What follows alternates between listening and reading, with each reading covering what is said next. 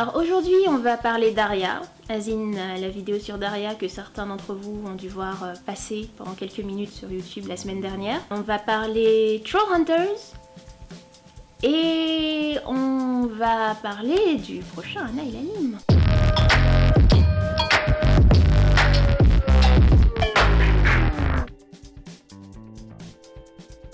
Alors, globalement la vidéo, on a tenté de la poster 2 fois. Il y avait une première fois où on entendait un peu de son venant d'un épisode de Daria. Immédiatement après avoir posté la vidéo sur YouTube, elle a été bloquée par Viacom. Viacom, c'est la compagnie qui possède les droits de Daria, étant donné qu'il possède MTV, qui a produit Daria à l'époque. Je me suis sentie un peu bête d'avoir laissé du son, du coup. J'ai supprimé le son en question et j'ai à nouveau posté la vidéo.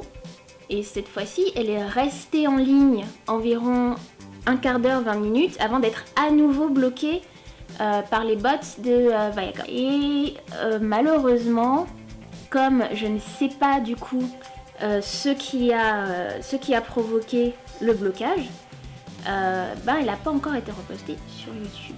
Mais elle est disponible sur Dailymotion. Et si vous regardez cette vidéo, j'ai fait cette annonce surtout pour vous, étant donné que les gens qui nous suivent sur les réseaux sociaux ont eu accès à ce lien. Et ce lien que je vais mettre quelque part, genre ici. Et je vais aussi sûrement mettre le lien dans la description de la vidéo. Comme ça sera fait. Alors, je n'ai pas repompé un épisode entier de Daria ou plusieurs épisodes entiers de Daria dans ma vidéo. J'ai des extraits dont le plus long doit faire peut-être 1 minute parce qu'il couvre une certaine partie de mon discours que je voulais accompagner d'une certaine partie de vidéo que je trouvais intéressante comparée avec le texte. Mais il aurait été difficile pour moi de mettre des épisodes entiers de Daria dans une vidéo de 20 minutes. Et du coup, je vous annoncerai le sujet du prochain Anaï l'anime en fin de vidéo.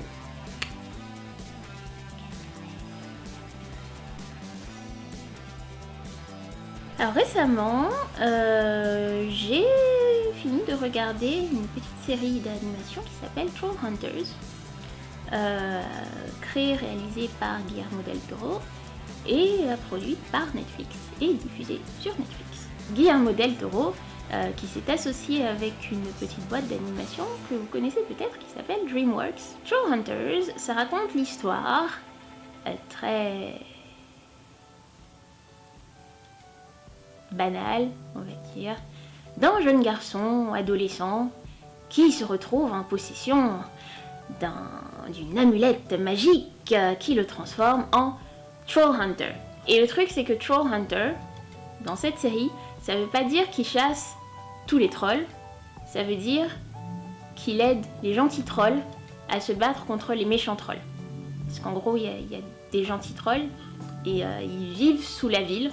Et c'est très très joli chez eux et ils mangent des chaussettes. Et ils se battent contre les méchants trolls qui sont très très vilains et qui mangent des gens et qui volent des bébés et ils sont très très vilains et bouh bouh bouh bouh. Mais ce n'est pas une allégorie d'internet. C'est juste que Guillermo del Toro est très fan de fantasy. Si vous le suivez sur Twitter ou simplement si vous êtes familier avec le reste de son œuvre, vous avez déjà sûrement vu à quel point il aime la mythologie. Si vous avez vu Pan's Labyrinth, le labyrinthe de Pan, qui est un de mes films préférés, vous avez eu l'occasion notamment de voir quelques exemples de ce qu'il aime dans la fantasy. Pareil si vous avez vu Hellboy 2, le meilleur des 2 Hellboy. Guillermo del Toro est capable de travailler est capable de travailler pour plusieurs types d'audiences. Il y a souvent un côté un peu glauque dans ses œuvres, un côté un peu sombre. Mais Trollhunters, ce n'est pas Pan's Labyrinth. Pan's Labyrinth, c'est vraiment sur non seulement le côté un peu effrayant des créatures surnaturelles, mais c'est également sur la noirceur de l'âme des hommes. Ça se passe durant l'ère franquiste en Espagne. Trollhunters est une histoire beaucoup plus classique du périple du héros. C'est un jeune homme qui trouve une amulette, qui est appelé à faire une quête dans un monde fantastique, qui a ses côtés sombres, Et c'est ce qui fait de Trollhunters en partie une œuvre intéressante à regarder, mais qui globalement reste adaptée à un public jeune. Alors oui, on a déjà vu le sujet de Trollhunters à peu près un demi-million de fois, hein, je vais dire les adolescents qui sauvent le monde la nuit, Buffy, Charmed si vous voulez, à peu près tous les héros de shonen, à peu près tous les héros de littérature jeunesse, y compris Harry Potter.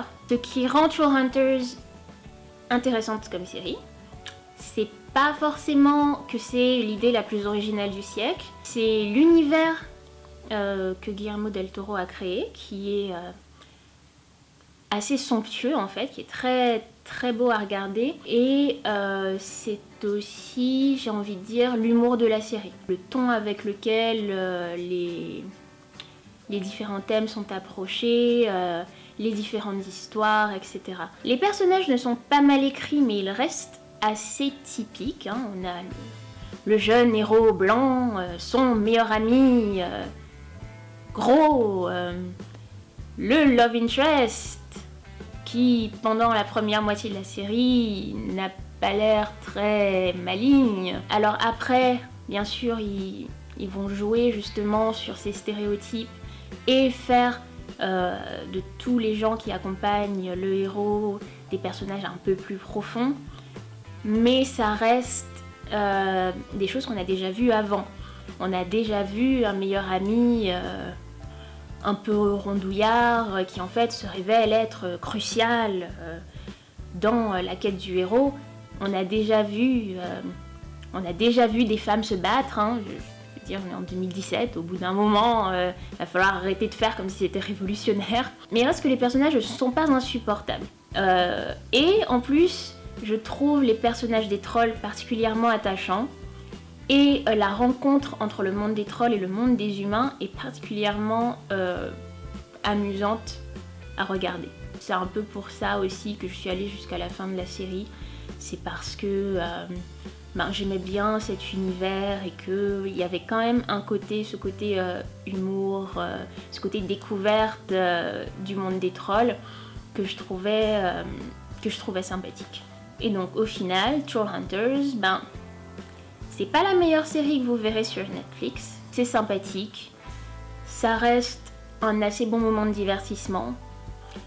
Il y a des blagues dont je me serais passée, notamment concernant le poids de Toby, le meilleur ami du héros. Mais globalement, tout le monde a fait son job, voilà, ça va, c'est cool. Si jamais vous aimez la fantasy, jetez-y un œil, je pense que ça pourra au moins vous faire sourire.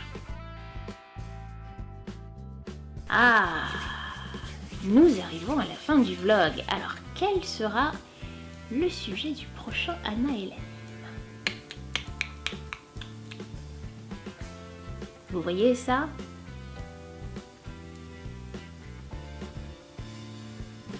Ok, c'est Kill la Kill.